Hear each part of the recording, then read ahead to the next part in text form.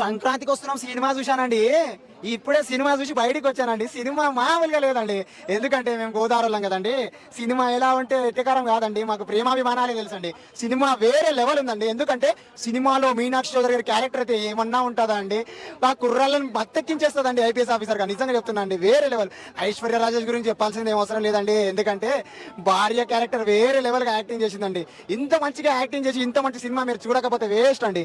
నిజంగా సూపర్ అంటే సూపర్గా ఉందండి. సినిమాని చూసి మీరు కూడా ఆదరించండి. సంక్రాంతి విన్నర్, సంక్రాంతికి వస్తున్న సినిమా అండి. థ్యాంక్ యూ అండి. వేరే లెవెల్ యాక్టింగ్. వెంకీ మామ గురించి మనం చెప్పాల్సిన అవసరం లేదండి. ఆయనకి ఏ క్యారెక్టర్ ఇచ్చినా ఆయన ఇరిగా తీసేస్తారు, ఆ క్యారెక్టర్ లో మునిగిపోతా ఉంటారు. ఫ్యామిలీ ఆడియన్స్ ని ఎంటర్టైన్ చేయడమే మన వెంకీ మామ యొక్క కర్తవ్యం అండి. సినిమా బాగుందండి. కామెడీ వేరే లెవెల్ ఉంటుందండి. క్లైమాక్స్ వేరే లెవెల్ ఉంటుంది. ఎందుకంటే క్లైమాక్స్ ఒక మంచి కాన్సెప్ట్. సినిమా ఎందుకు తీశారు, సినిమాలో ఒక కాన్సెప్ట్ ఏందనేది సినిమాని చూసి అర్థం చేసుకుంటండి. నేను స్పైలర్ ఇవ్వలేను, ఎందుకంటే సినిమా చూడడానికి ప్రాబ్లం అవుతుందని చెప్పి. సాంగ్స్ గోదారి కట్ట మీద రామశిలకవే వేరే లెవెల్ ఉంటుందండి. సాంగ్ మామూలు ఉండదండి. సాంగ్ ఫైట్ సీన్, క్లైమాక్స్ లో ఫైట్ సీన్ ఉంటుందండి. సూపర్ ఉంటుంది. వెంకటేష్ గారు ఈగ తీసేస్తారు.